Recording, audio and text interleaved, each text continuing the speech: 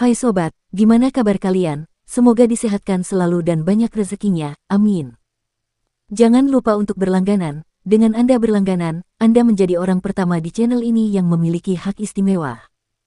Pada kesempatan kali ini, Sabta Novel akan melanjutkan Sword of Coming episode 11-12.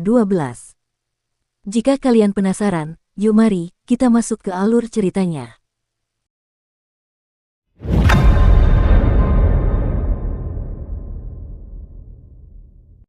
Seorang cendekiawan dengan cambang yang mulai memutih dan seorang anak laki-laki berjubah biru meninggalkan sekolah swasta itu sebelum tiba di kaki gapura itu. Tuan Qi tampak sedikit lelah saat menunjuk ke sebuah plakat di atas kepalanya.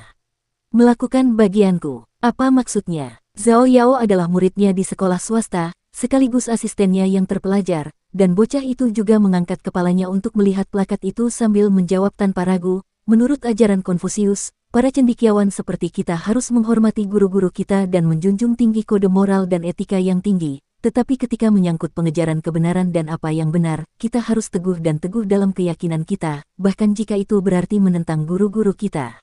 Inilah yang diharapkan dari kita semua, dan dengan menjalankan doktrin-doktrin ini, kita dianggap telah melakukan bagian kita. Apa dampaknya jika kita mengatakan, kita harus teguh dan teguh dalam keyakinan kita, daripada kita harus? Tanya Bapak Qi. Berbeda dengan sikap Song Jixin yang tegas dan pantang menyerah, watak Zhao Yao lebih lembut dan terkendali. Ia seperti bunga kembang sepatu yang baru saja mulai mekar, membuatnya tampak sangat segar dan anggun. Tampaknya ada makna tersembunyi di balik pertanyaan yang diajukan oleh Tuan Qi, dan Zhao Yao tidak berani menjawabnya dengan sembarangan. Di matanya, gurunya sedang menguji pengetahuannya, dan ia harus sangat berhati-hati dan bijaksana dalam mempertimbangkan jawabannya. Senyum geli muncul di wajah Tuan Qi saat melihat ekspresi Zhao Yao yang serius dan serius. Ia menepuk bahu anak muda itu sambil berkata, "Jangan gugup, itu hanya pertanyaan yang kutanyakan padamu secara spontan. Sepertinya aku telah terlalu menekan imajinasi dan kepribadian alamimu, sampai-sampai kau menyerupai patung-patung kaku di paviliun Wencang itu, terus-menerus terobsesi dengan aturan dan menganggap segala sesuatu lebih serius daripada yang seharusnya. Itu cara hidup yang sangat melelahkan, tetapi saat ini, itu tampaknya merupakan hal yang baik." Zhao Yao sedikit bingung, tetapi sebelum ia sempat bertanya, Tuan Qi telah menuntunnya ke sisi lain gapura, di mana ia mengangkat kepalanya untuk melihat plakat itu sekali lagi. Tuan Qi biasanya bersikap tegas dan ketat, tetapi entah mengapa, ia tampak jauh lebih santai hari ini, dan mulai menceritakan banyak kisah menarik kepada muridnya. Pada saat itu, orang yang menuliskan ungkapan, "Melakukan bagianku," pada plakat ini dianggap sebagai kaligrafer nomor 1 di kolong langit, dan ia memicu banyak perdebatan, seperti konflik mendasar antara struktur dan kebebasan berekspresi, serta manfaat kaligrafi dari era lampau dan masa kini. Hingga hari ini, perdebatan tersebut masih belum terselesaikan. Semangat, metode, makna, bentuk, itulah 4 elemen dasar kaligrafi. Selama bertahun-tahun, pria ini berkuasa penuh dalam semua aspek kaligrafi, benar-benar mendominasi semua master kaligrafi lain pada masanya. Mengenai ungkapan, patuh pada tatanan alam, ada cerita menarik di baliknya juga. Jika Anda perhatikan dengan saksama, Anda akan menemukan bahwa meskipun teknik, struktur, dan ekspresi keempat karakter tersebut semuanya sangat mirip, pada kenyataannya, setiap karakter ditulis oleh Master Tao yang berbeda. Saat itu, ada dua orang yang saling berkirim surat, berdebat tentang karakter mana yang akan diberikan kepada mereka. Keduanya ingin menuliskan karakter yang lebih mendalam dari keduanya, sementara tak satu pun dari mereka bersedia menerima karakter yang lebih biasa saja dari keduanya. Setelah itu, Tuan Qi menuntun Zhao Yao ke plakat yang bertuliskan, "Jangan melihat keluar." Tuan Qi melihat sekeliling dengan ekspresi serius, lalu berkata, "Sekolah swasta tempatmu belajar akan segera kehilangan guru, dan sekolah itu akan ditutup oleh keluarga kaya yang mendanainya, atau akan dirobohkan dan tempatnya akan digantikan oleh kuil Tao kecil atau patung Buddha. Mungkin tempat itu akan diawasi oleh pendeta Tao atau biksu selama bertahun-tahun hingga siklus 60 tahun berakhir. Selama waktu itu, mungkin pengawas akan diganti 2 atau 3 kali untuk menghindari timbulnya kecurigaan dari penduduk kota, tetapi itu tidak lebih dari sekadar upaya menutupi untuk menipu semua orang. Meskipun begitu, jika ada yang bisa melepaskan bahkan kemampuan mistis sekecil apapun di sini, di dunia luar, itu akan setara dengan prestasi luar biasa yang mampu mengguncang surga." Pada akhirnya, suara Tuan Qi menjadi begitu pelan sehingga Zhao Yao tidak dapat mendengarnya dengan jelas, meskipun mereka berdiri berdekatan. Tuan Qi menghela napas sambil berkata dengan suara yang sedikit pasrah dan lelah, ada banyak rahasia yang sebelumnya tidak dapat diungkapkan, tetapi sekarang, rahasia-rahasia itu menjadi semakin tidak penting.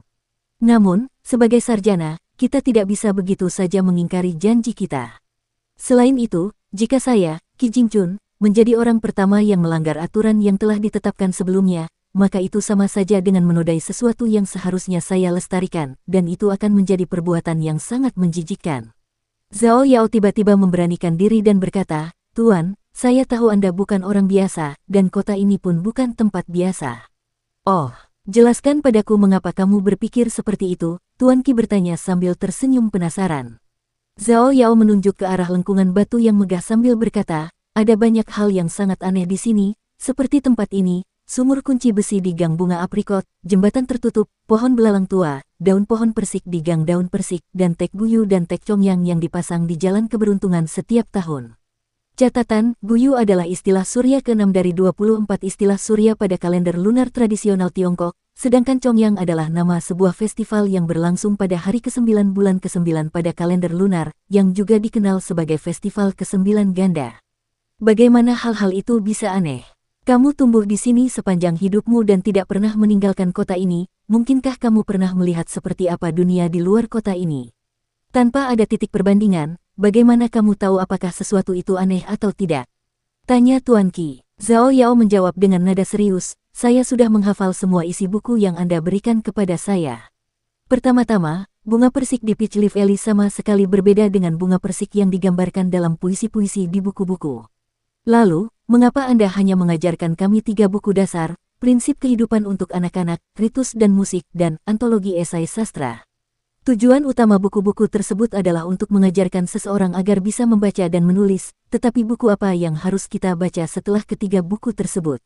Apa tujuan membaca buku? Apa yang dimaksud dengan ujian kekaisaran yang disebutkan dalam buku-buku tersebut? Mengapa dengan berhasil dalam ujian kekaisaran ini, seseorang dapat langsung naik pangkat dari petani biasa ke istana kaisar? Mengapa kaisar menghargai jenderal yang heroik, tetapi hanya dengan membaca buku kita dapat belajar cara menenangkan kaisar? 2 pejabat pengawas Tungku yang kulihat tidak pernah berbicara kepada siapapun tentang istana kekaisaran, ibu kota, atau urusan dunia, tetapi sudah cukup, tidak perlu lagi memberi contoh, kata Qi Jingchun sambil tersenyum senang. Zhao Yao langsung terdiam. Qi Jingchun melanjutkan dengan suara pelan, "Zhao Yao, mulai sekarang, kamu harus berhati-hati dengan apa yang kamu katakan dan lakukan, dan selalu ingat bahwa bicara yang belak-belakan tidak akan mengakhiri masalahmu. Inilah sebabnya mengapa kebanyakan tokoh berbudi luhur yang mengikuti ajaran Konfusianisme sangat bungkam. Para pria di atas tokoh-tokoh berbudi luhur itu menjalankan kebijakan yang sangat hati-hati dalam segala hal yang mereka katakan dan lakukan karena takut akan ketidaksempurnaan sekecil apapun. Sedangkan untuk orang bijak di atas mereka, seperti para guru gunung dari 72 akademi, tokoh-tokoh itu sebanding dengan orang-orang suci yang tercerahkan dari Taoisme atau para arahat dari Buddhisme, dan kata-kata yang diucapkan oleh mereka dianggap sebagai hukum dan doktrin. Orang-orang itu, bersama dengan tokoh-tokoh terkemuka dari 100 sekolah pemikiran secara sehari-hari dikenal sebagai dewa-dewa duniawi, dan mereka dianggap memiliki 1 kaki di pintu menuju keilahian. Namun, semua figur ini mirip dengan naga yang terbang tinggi di langit. Beberapa di antaranya seperti patung dewa yang hanya dapat disembah di kuil dan biara, sementara yang lain sangat misterius dan penuh teka-teki, sama sekali tidak dapat dijangkau oleh orang seperti Anda dan saya. Zhao Yao benar-benar bingung dengan apa yang didengarnya, dan dia tidak dapat menahan diri untuk bertanya, "Tuan, mengapa Anda menceritakan semua ini kepadaku hari ini?" Qi Jingchun tersenyum sambil menjawab, "Kamu punya guru sepertiku, dan tentu saja aku juga punya guru sendiri. Guruku, jangan sebut dia untuk saat ini. Bagaimanapun, aku pikir aku masih punya beberapa dekade lagi untuk bisa bertahan hidup, tetapi tiba-tiba aku menemukan bahwa beberapa orang di balik layar bahkan tidak mau menunggu selama itu. Karena itu, aku tidak bisa meninggalkan kota ini bersamamu. Kamu harus pergi ke dunia ini sendirian. Ada beberapa kebenaran remeh yang harus kuungkapkan kepadamu, dan kamu bisa menganggapnya sebagai mitos dan cerita yang fantastis. Namun, ada satu hal yang ingin kuingat setiap saat, yaitu gagasan bahwa tidak peduli seberapa tinggi kamu melangkah, akan selalu ada seseorang di atasmu. Tidak peduli seberapa jauh kamu melangkah, kamu tidak boleh menjadi puas diri dan malas." Ketika Qi Jingchun berbicara, permukaan air dalam sumur menurun, dan daun-daun belalang berguguran dari dahan-dahan, semuanya merupakan pertanda akan apa yang akan terjadi. Qi Jingchun melanjutkan, apakah kamu masih ingat daun belalang yang aku perintahkan untuk kamu simpan? Zhao Yao mengangguk tegas sebagai jawaban. Aku sudah menyimpannya di tempat yang aman bersama dengan segel yang kau berikan kepadaku. Bagaimana mungkin ada daun yang tetap hijau dan segar bahkan setelah jatuh dari dahan tempatnya menempel? Ada ribuan orang di kota ini, tetapi hanya sedikit dari mereka yang menerima berkat seperti itu. Saya sarankan Anda mengambil daun lokas itu dan memeriksanya sesering mungkin. Mungkin itu akan memberi Anda kesempatan yang ditakdirkan di masa depan. Selain itu, selama beberapa tahun terakhir ini, saya selalu menginstruksikan Anda untuk melakukan perbuatan baik dan mengumpulkan karma baik di kota, memperlakukan setiap orang yang Anda temui dengan rasa hormat dan sopan. Anda akan mengerti alasan di balik semua ini suatu hari nanti. Semua hal yang tampaknya sepele ini akan menumpuk seiring waktu, dan pada akhirnya, pahala yang Anda peroleh mungkin mengejutkan Anda dalam besarnya. Tepat pada saat ini, Zhao Yao melihat seekor burung oriole bertengger di atas lengkungan batu, melompat-lompat sambil berkicau tanpa henti. Qi Jingchun menggenggam tangannya di belakang punggungnya sambil menatap burung oriole dengan ekspresi muram, tetapi Zhao Yao tidak dapat menemukan sesuatu yang salah tentangnya. Tiba-tiba, Qi Jingchun mengalihkan pandangannya ke lorong vas tanah liat dengan alis berkerut, dan dia mendesah, tidak kusangka seorang tamu akan begitu kurang ajar sampai menyelinap dan terlibat dalam bisnis yang meragukan tepat di bawah pengawasan tuan rumah. Apakah dia merasa bisa lolos begitu saja? Apakah dia benar-benar berpikir semangkuk air kecil itu akan memungkinkannya melakukan apapun yang dia inginkan di sini? Tuan, Zhao Yao memanggil dengan nada khawatir. Qi Jingchun memberi isyarat meyakinkan, menunjukkan bahwa apa yang dia bicarakan tidak ada hubungannya dengan Zhao Yao, lalu dia menuntun bocah itu ke plakat terakhir. Tiba-tiba, Zhao Yao mendadak berhenti mendadak seolah-olah tersambar petir, dan ekspresi bingung muncul di matanya saat dia menatap lurus ke depan. Tidak jauh di depan, ada seorang wanita muda berpakaian hitam. Dia mengenakan topi bercadar yang menutupi wajahnya, dan dia memiliki tubuh yang sedang, tidak terlalu kurus atau terlalu menggairahkan. Ada pedang panjang dengan sarung putih dan pedang panjang dengan sarung hijau yang diikatkan di pinggangnya. Dia berdiri di bawah plakat yang bertuliskan, aura yang tak tertandingi, menatapnya dengan lengan disilangkan di dadanya. Qi Jingchun merasa geli melihat ini, lalu dia berdeham pelan, tetapi Zhao Yao tetap menatap wanita muda itu dengan linglung, sama sekali tidak menyadari bahwa Qi Jingchun tengah memperingatkannya bahwa menatap wanita muda itu adalah hal yang tidak sopan. Senyum geli muncul di wajah Qi Jingchun, dan dia tidak memarahi Zhao Yao, juga tidak berdeham lagi untuk mencoba menarik perhatian anak laki-laki itu. Sebaliknya, dia hanya membiarkannya terus menatap wanita muda itu, dan wanita itu tampaknya tidak merasakan tatapannya. Dia tampak sangat menghargai idiom yang tertulis di plakat ini. Berbeda dengan aksara formal dan kaku yang tertulis di plakat lain, ini adalah satu-satunya idiom yang ditulis dalam aksara informal, sehingga terlihat lebih bebas dan tak terkendali dibandingkan dengan 3 idiom lainnya, itulah sebabnya dia sangat menyukainya. Tiba-tiba, Zhao Yao tersadar kembali. Ternyata, Qi Jingchun menepuk pundaknya, dan dia tersenyum sambil berkata, Zhao Yao, sudah waktunya bagi kita untuk mengambil barang-barang kita dari sekolah dan kembali ke rumah.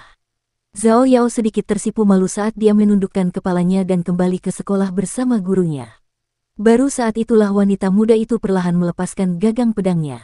Di kejauhan, Qi Jingchun menggoda, aku baru saja menyelamatkan hidupmu di sana. Apa maksud Anda, Tuan? Zhao Yao bertanya dengan ekspresi terkejut. Qi Jingchun ragu sejenak, lalu menjawab dengan ekspresi serius, mulai sekarang, pastikan untuk menjaga jarak jika kamu melihatnya. Zhao Yao agak terkejut mendengar ini, dan dia juga merasa sedikit sedih, mengapa, Tuan? Qi Jingchun berpikir sejenak untuk menjawab, lalu menjawab, dia sangat tajam, membuatnya ditakdirkan menjadi pedang tanpa sarung. Zhao Yao ingin mengatakan sesuatu, tetapi mengurungkan niatnya. Qi Jingchun tersenyum sambil melanjutkan, tentu saja, tidak ada yang bisa menghentikanmu untuk jatuh cinta pada seseorang secara diam-diam, bahkan Sang Buddha sendiri. Bahkan bagi para pengikut Konfusianisme seperti kita, yang mematuhi sekumpulan aturan ketat yang mengatur tindakan kita, orang bijak dan guru besar kita, Konfusius, hanya memerintahkan bahwa tidak sopan untuk menatap, berbicara, menguping, dan menyentuh seseorang. Dia tidak pernah mengatakan bahwa tidak sopan untuk memikirkan seseorang. Pada saat itu, sesuatu yang tidak dapat dijelaskan tampaknya telah terjadi pada Zhao Yao, dan dia berseru lantang, dia berbau sangat harum. Begitu kata-kata itu keluar dari mulutnya, ia langsung terpaku di tempatnya. Qi Jingchun sedikit kesal. Dia tidak marah, hanya saja akan ada masalah, dan dia memberi perintah dengan suara tegas, berbaliklah, Zhao Yao. Zhao Yao secara refleks melakukan apa yang diperintahkan, berbalik sehingga punggungnya menghadap gurunya. Sementara itu, wanita muda di bawah pintu lengkung itu berbalik dengan niat membunuh yang tak terkendali muncul dari tubuhnya. Dia menurunkan tangannya sehingga ibu jarinya bersentuhan dengan gagang kedua bilah pedangnya, lalu dia mulai mengambil serangkaian langkah kecil namun cepat untuk membangun momentum. Setelah sekitar 4 atau 5 langkah, dia tiba-tiba mengerahkan tenaga melalui kedua tangan dan kakinya sekaligus, menghunus pedang panjang dan pedang rampingnya secara bersamaan. Pada saat yang sama, dia melompat dari tanah, dengan cepat mencengkeram bilah pedangnya sebelum menebasnya tanpa ragu-ragu. Lengannya tidak terlalu besar atau kuat, tetapi saat dia mengayunkan pedangnya di udara, dua garis cahaya berbentuk bulan sabit yang menyilaukan menerangi ruang di antara dia dan dua guru dan murid itu. Dia tidak menggunakan kemampuan mistik atau teknik sihir apapun, serangannya sangat cepat. Qi Jingchun memasang ekspresi riang, dan dia tidak berusaha untuk menghindar. Sebaliknya, yang dia lakukan hanyalah menghentakkan kakinya pelan-pelan ke tanah, membuat riak-riak air berdesing di udara. Detik berikutnya, tubuh wanita muda itu menegang dan niat membunuhnya pun semakin dahsyat. Bukan saja serangan habis-habisannya gagal mengenai sasaran, dia malah muncul kembali di tempat yang sama di mana dia pertama kali menghunus pedangnya. Qi Jingchun tersenyum sambil menjawab, benar-benar patut dipuji bahwa kamu tidak menahan diri sama sekali. Seperti kata pepatah, bahkan seekor singa yang memburu kelinci harus melakukannya dengan sekuat tenaga. Meskipun demikian, meskipun benar bahwa muridku telah menyinggung perasaanmu, tentu saja pelanggarannya tidak dapat dihukum mati. Wanita muda itu berpura-pura bersuara dalam dan dewasa saat dia perlahan-lahan menyarungkan pedangnya, memegang pedangnya di satu tangan dengan ujung pedangnya diarahkan langsung ke Qi Jingchun sambil berkata, apa yang kamu pikirkan tidak penting bagiku. Yang penting bagiku adalah apa yang aku pikirkan. Aku akan melakukan apapun yang aku inginkan, dan jika kamu ingin menghentikanku, kamu bebas untuk mencoba. Begitu suaranya menghilang, dia bergegas maju dengan cepat sekali lagi, melontarkan dirinya ke depan dengan kekuatan yang dahsyat sehingga sepasang lubang kecil langsung terinjak ke tanah di bawah kakinya. Qi Jingchun menggenggam satu tangan di belakang punggungnya sambil memegang tangan lainnya di depan perutnya sendiri dalam bentuk kepalan tangan yang longgar, dan dia tersenyum sambil berkata, semua teknik bela diri memiliki kelemahannya, tetapi kecepatan saja adalah segalanya. Sayangnya bagimu, meskipun dunia ini berada di ambang kehancuran, selama dunia ini belum runtuh, bahkan kekuatan gabungan dari 10 dewa bumi tidak memiliki peluang yang lebih baik untuk menentang keinginanku daripada seekor semut yang mampu memindahkan pohon. Detik berikutnya, wanita muda itu sekali lagi secara misterius muncul sekitar belasan meter di sebelah kiri sasarannya. Setelah merenung sejenak, dia menutup matanya dengan ekspresi konsentrasi di wajahnya. Qi Jingchun menggelengkan kepalanya sambil tersenyum dan berkata, apakah kamu berpikir bahwa kamu telah jatuh ke dalam semacam ilusi? Dunia ini mirip dengan dunia 1000 kali lipat kecil dalam ajaran Buddha. Di sinilah aku. Oh, tiba-tiba, secercah keterkejutan muncul di wajah Qi Jingchun, dan suaranya tiba-tiba terputus saat dia langsung tiba di samping wanita muda itu sebelum dengan lembut menggenggam ujung pedangnya di antara dua jarinya. Dia lalu bertanya, siapa yang mengajarimu teknik pedang dan golok? Dukung terus channel YouTube Sabta Novel. Wanita muda itu bahkan tidak bergeming saat dia memegang gagang pedangnya dengan tangan kirinya, lalu mencabutnya dari sarungnya sekali lagi sebelum mengayunkannya ke pinggang Qi Jingchun, semuanya dalam satu gerakan yang halus. Qi Jingchun tetap mencengkeram ujung pedangnya sambil berteriak, mundur. Suara gemerincing terdengar dari tanah di bawah, dan debu serta puing-puing beterbangan ke segala arah. Beberapa saat kemudian, debu mengendap dan menampakkan wanita muda itu. Kakinya diposisikan satu di depan yang lain, dan sebuah retakan muncul di tanah, mulai dari tepat di depan Qi Jingchun dan berakhir tepat di bawah kaki wanita muda itu, seolah-olah sebuah bajak baru saja menggali tanah. Tangan wanita muda itu terluka dan berdarah deras. Kedua bilah pedangnya telah terhunus, namun senjatanya telah dilucuti dalam sekejap. Terlebih lagi, dia tahu bahwa meskipun lawannya mampu mengendalikan dunia di sekitar mereka, dia telah menekan basis kultivasinya selama ini agar berada pada level yang sama dengannya. Dengan demikian, dia tidak dikalahkan karena perbedaan dalam basis kultivasi mereka. Sebaliknya, lawannya hanya menunjukkan teknik yang jauh lebih unggul darinya. Dia benar-benar murka, dan dalam keadaannya yang amat marah, dia gagal menyadari bahwa semua sinar cahaya di sekelilingnya telah melengkung. Untungnya, Qi Jingchun adalah orang yang sangat masuk akal dan toleran, dan bukan saja dia tidak membalas dendam terhadap wanita muda itu, dia malah memberinya beberapa nasihat. Saya sarankan kamu untuk tidak membandingkan dirimu denganku untuk saat ini karena itu dapat berdampak buruk pada kondisi pikiranmu sebagai seniman bela diri. Dalam menekuni seni bela diri, kesabaran dan keuletan adalah yang terpenting. Pada saat ini, dia tampak agak aneh, menjepit ujung pedang di antara dua jari di satu tangan, sementara memegang bilah pedang di telapak tangan lainnya. Senyum tiba-tiba muncul di wajahnya saat dia menirukan sikap pura-pura dewasa wanita muda itu dan berkata, "Terserah kamu mau mendengarkan aku atau tidak, tapi apa yang aku katakan terserah aku." Wanita itu terdiam sejenak sebelum menjawab dengan suara berat, "Saya dengan rendah hati menerima ajaran Anda." Qi Jingchun tersenyum sambil mengangguk tanda setuju. Meskipun wanita muda itu sedikit impulsif dan cepat marah, melihat dia bersedia melepaskan harga dirinya dan menerima nasihat dari orang lain merupakan tanda yang sangat menggembirakan. Dia dengan lembut melemparkan pedang itu kembali ke wanita muda itu sambil berkata, "Ini pedangmu, aku akan memegang pedangmu sedikit lebih lama."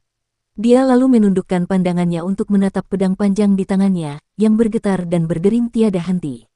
Ekspresi penuh harap muncul di wajah Qi Jingchun saat dia berkata, "Pedang ini ditempa dari bahan yang sangat bagus, tetapi masih jauh dari kata pedang kelas atas, jadi paling banter, pedang ini hanya mampu menahan beban dua karakter, dan itu pun agak berlebihan.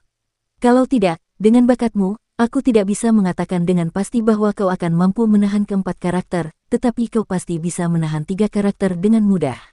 Ketika dia meratapi kemalangan yang menimpa wanita muda itu, dia dengan santai mengangkat tangan dan memerintahkan, "Kemari." Dua bola cahaya yang menyilaukan langsung terbang keluar dari plakat, aura tak tertandingi, dan dengan dua sapuan lengan bajunya secara berurutan, kedua bola cahaya itu ditusukkan ke pedang. Pada plakat itu, dua dari empat karakter yang membentuk idiom itu masih tersisa, tetapi dua lainnya menyerupai sepasang lelaki tua yang sedang sekarat, akhirnya kehilangan vitalitas mereka sepenuhnya setelah menghabiskan seluruh kekuatan hidup mereka. Dengan gerakan tangan Qi Jingchun, pedang panjang itu kembali ke sarungnya dalam sekejap mata. Karena pedang itu telah disarungkan, tidak seorang pun dapat melihat dua aura yang mengalir deras di atas bilah pedang itu seperti sepasang naga banjir. Namun, apa yang terjadi selanjutnya cukup mengejutkan, bahkan bagi Qi Jingchun. Wanita muda itu perlahan mencabut pedangnya beserta sarungnya, lalu melemparkannya dengan santai sehingga sarungnya jatuh ke tanah, berdiri tegak dengan sendirinya dengan sedikit miring. Ada pandangan tegas di matanya saat dia menyatakan, "Ini bukan jalan pedang yang aku tempuh." Qi Jingchun melirik pedang yang telah dibuang oleh wanita muda itu, dan perasaan berat yang sudah lama tidak dirasakannya muncul di hatinya. Dia tidak dapat menahan diri untuk tidak mengajukan pertanyaan yang agak tidak pantas bagi seseorang dengan statusnya, "Apakah kamu tahu siapa aku?" Wanita muda itu mengangguk, lalu menggelengkan kepalanya. "Saya mendengar bahwa setiap 60 tahun, seorang resi yang berbeda dari tiga ajaran akan dikirim ke sini untuk mengawasi jalannya formasi, dan ini telah berlangsung selama ribuan tahun. Saya juga mendengar bahwa orang-orang yang sesekali muncul dari tempat ini semuanya memiliki harta karun yang kuat atau telah membuat kemajuan pesat dalam basis kultivasi mereka. Oleh karena itu, saya ingin datang ke sini dan melihatnya. Begitu saya melihat Anda, saya langsung menyadari siapa Anda. Kalau tidak, saya tidak akan menyerang dengan tegas. Kalau begitu, tahukah kamu apa yang baru saja kamu lewatkan?" tanya Qi Jingchun. Wanita muda itu tidak memberikan jawaban. Di balik sarungnya yang tergeletak di tanah, pedang panjang itu bergetar tak terkendali, bagaikan seorang kekasih yang ditinggalkan, yang dengan putus asa memohon kepada belahan jiwanya untuk menerima mereka kembali. Pada titik ini, Zhao Yao telah berbalik dan mengamati wanita muda itu dari jauh dengan cermat. Qi Jingchun tentu saja tidak bisa dikatakan kurang pengetahuan atau kecerdasan, tetapi dia masih benar-benar bingung dengan keputusan wanita muda itu. Dia tidak bisa begitu saja memaksakan pedang panjang itu pada wanita muda itu, jadi pada akhirnya, dia bisa memberinya beberapa kata peringatan. "Saya sarankan Anda membawa pedang itu, nona muda. Kota ini akan mengalami kekacauan segera, dan selalu merupakan hal yang baik untuk memiliki sesuatu yang ekstra untuk membela diri."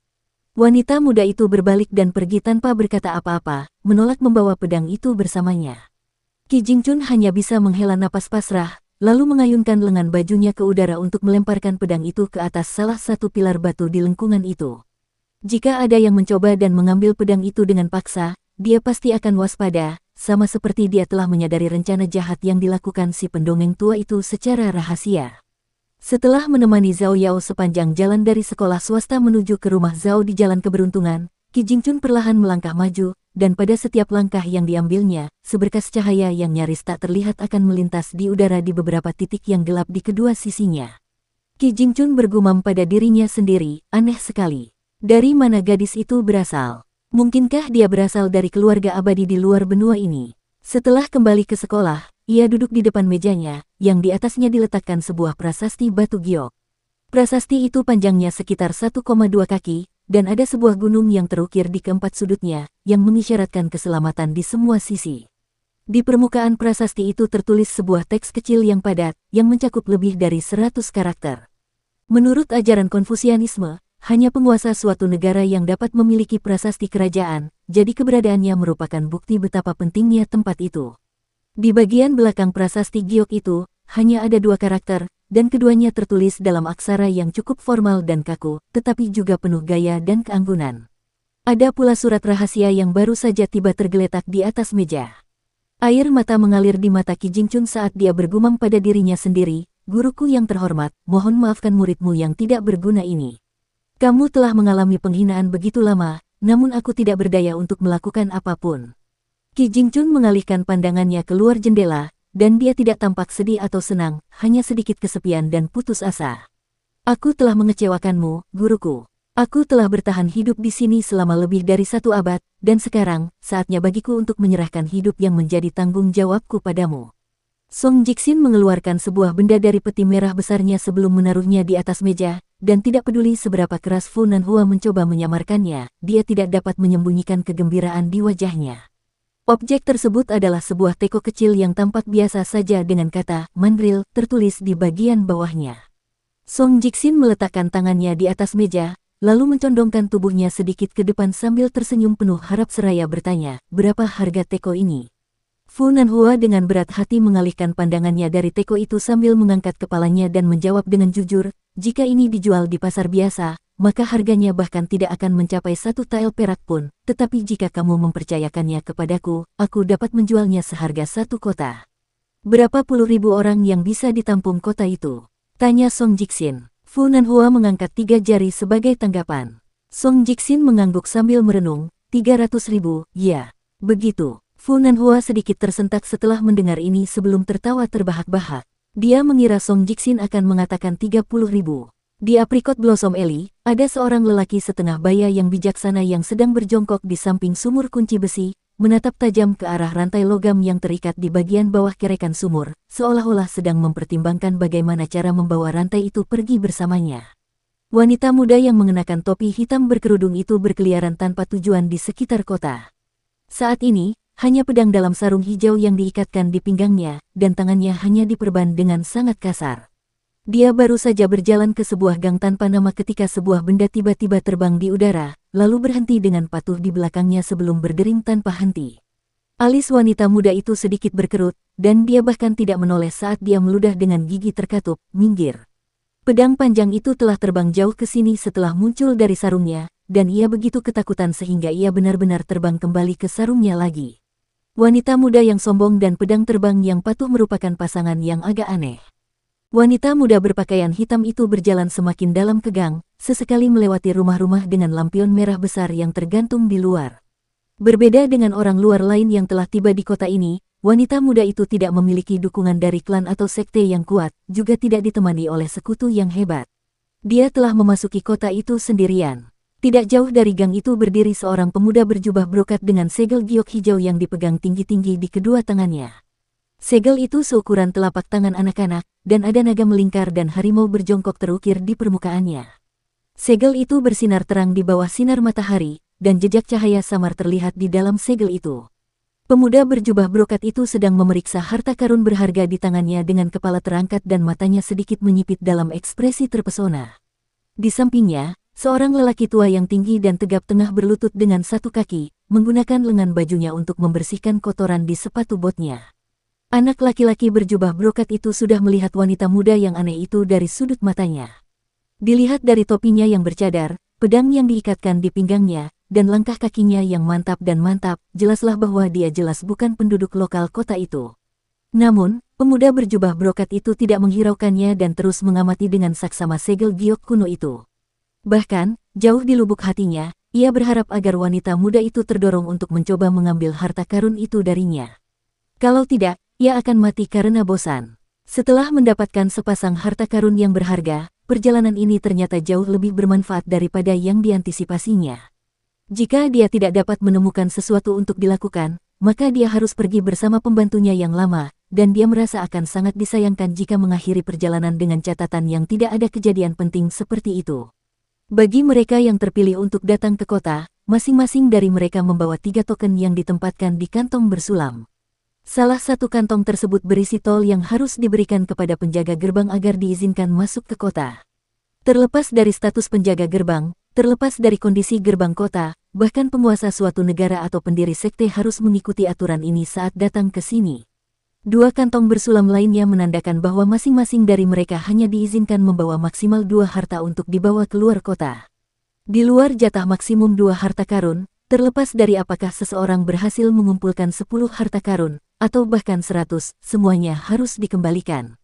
Token dalam kantong terdiri dari 3 jenis koin tembaga khusus, yang satu digunakan oleh rakyat biasa untuk merayakan upacara pengibaran balok, yang lain digantung dengan jimat kayu persik di Istana Kekaisaran setiap tahun untuk menyambut datangnya musim semi, dan jenis koin terakhir dipersembahkan untuk diletakkan di telapak patung Dewa Kota.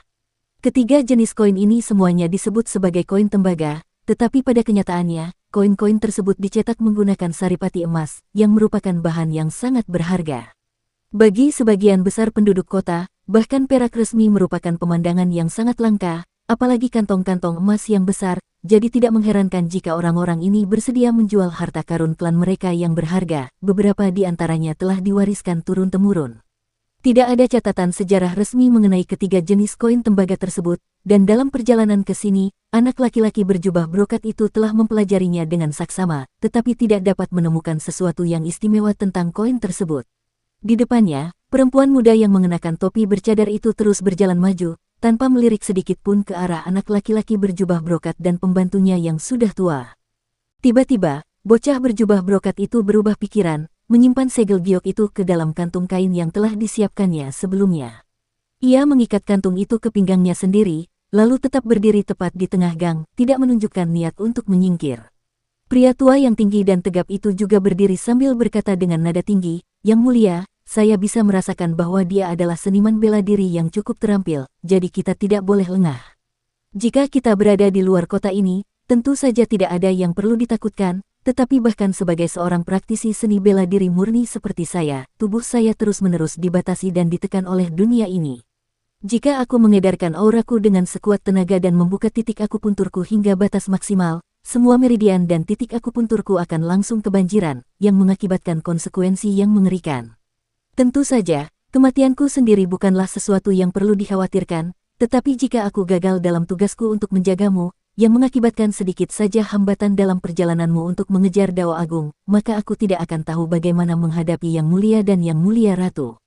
Ekspresi tidak senang muncul di wajah bocah berjubah brokat itu saat dia berkata, "Kau jadi agak cerewet dan suka ikut campur sejak kita meninggalkan istana, kakek Wu. Dulu di istana, kau hanya mengatakan beberapa hal yang sama berulang-ulang. Bahkan burung beo bodoh yang dipelihara oleh adikku itu punya kosakata yang lebih banyak daripada kau." Orang tua itu terus-menerus merendahkan diri di kaki anak muda itu, namun ia tampak bangga merendahkan dirinya dalam perbudakan, dan itu menunjukkan bahwa ia pastilah seorang kasim dari Istana Kekaisaran, seorang pelayan yang dikebiri yang melayani tuan kekaisarannya dengan kesetiaan yang paling tinggi.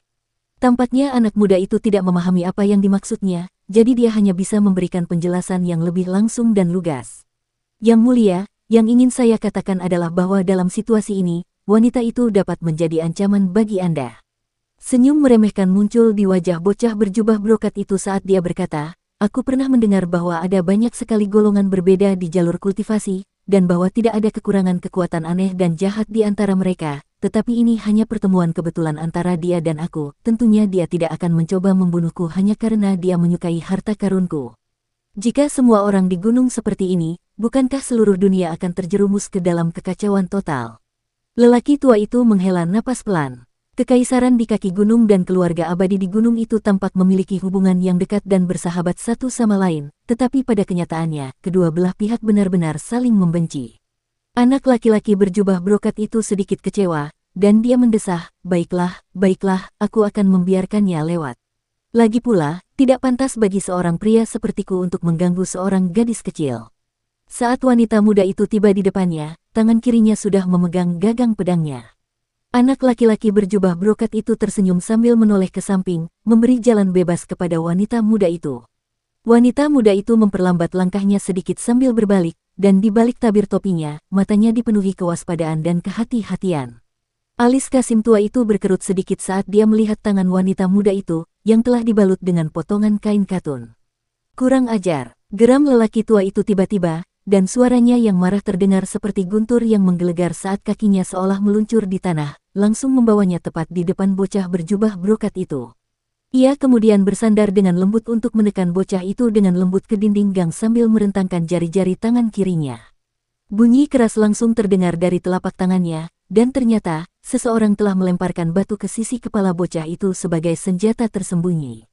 Batu itu dilemparkan dengan kekuatan yang sangat dahsyat, cukup kuat untuk menghancurkan tembok, jika saja orang tua itu tidak menangkapnya. Orang tua itu menghancurkan batu seukuran kepalan tangan di telapak tangannya, tetapi alih-alih mengejar si pembunuh, dia malah meninju wanita muda itu dengan tangan kanannya. Tangan wanita muda itu masih berada di gagang pedangnya, namun dia dengan paksa menahan dorongan naluriah untuk menghunus senjatanya sambil memiringkan kepalanya ke samping, dengan sempurna menghindari pukulan kuat yang diarahkan kepadanya. Begitu kuatnya pukulan lelaki tua itu sehingga tinjunya menghasilkan embusan angin yang dahsyat, yang seketika membuat kerudung yang menjuntai dari pinggiran topi wanita muda itu menjadi berantakan. Orang tua itu segera mengubah pukulan lurusnya menjadi sapuan horizontal, mengarahkan tinjunya tepat ke kepala wanita muda itu. Transisi dari pukulan lurus ke sapuan horizontal benar-benar mulus dan tanpa hambatan, seolah-olah telah direncanakan sebelumnya. Wanita muda itu terpaksa buru-buru mengangkat lengannya, menyilangkannya di samping telinganya, membentuk barikade pelindung di jalur tinju yang datang. Detik berikutnya, seluruh tubuhnya terlempar sejauh 10 meter ke samping. Dia mengembuskan napas pelan sambil mengulurkan tangan untuk membetulkan topinya yang sedikit miring, sambil memperlihatkan bahwa darah telah merembes ke perban darurat di sekitar tangan itu. Dia agak marah, lalu berbalik menghadap lelaki tua itu, yang tengah memandang berkeliling dengan ekspresi waspada, lalu berkata, "Kalau bukan karena aku, dia pasti sudah mati." Lelaki tua itu tidak menghiraukannya, dan sebagai seorang Kasim kawakan yang memiliki banyak pengalaman dalam menghadapi percobaan pembunuhan, ia sudah menganggap wanita muda itu hanya sebagai ancaman sekunder yang ada. Sedangkan untuk ancaman utama, posisi itu adalah milik lelaki di seberang gang yang telah melemparkan batu ke kepala anak laki-laki itu. Selain anak laki-laki, laki-laki tua, dan perempuan muda itu, hanya ada satu orang lagi di gang kecil itu, yaitu seorang laki-laki bertopeng yang bertubuh tinggi kurus, tetapi lengannya sangat kekar, dengan otot-otot menonjol yang menyerupai bola baja. Ada sepasang kantong yang tergantung di pinggang pria itu, dan kantong-kantong itu berisi koleksi benda-benda bulat. Dia berdiri diam di tempat, seolah berkata bahwa serangan yang baru saja dilancarkannya hanyalah sebuah peringatan. Saat tatapannya yang dingin melintasi tubuh wanita muda itu, sebuah seringai muncul di wajahnya, dan dia menjulurkan lidahnya dengan tatapan mesum di matanya. Senyum dingin muncul di wajah wanita muda itu saat dia tiba-tiba berteriak, "Kembali." Begitu suaranya menghilang, sebilah pedang terbang ke arahnya, memenggal kepala pembunuh bertopeng itu di sepanjang jalan, lalu mulai berputar cepat di sekelilingnya seperti anak kecil yang mencari perhatian dan persetujuan ibunya. "Minggir!" bentak wanita muda itu, dan pedang terbang itu langsung lenyap di kejauhan, meninggalkan anak laki-laki dan lelaki tua itu yang melihat dengan ekspresi tercengang. Orang tua itu tidak tercengang oleh teknik pedang terbang itu sendiri. Sebaliknya, dia benar-benar ngeri melihat betapa mudahnya wanita muda itu mengendalikan pedang terbang itu.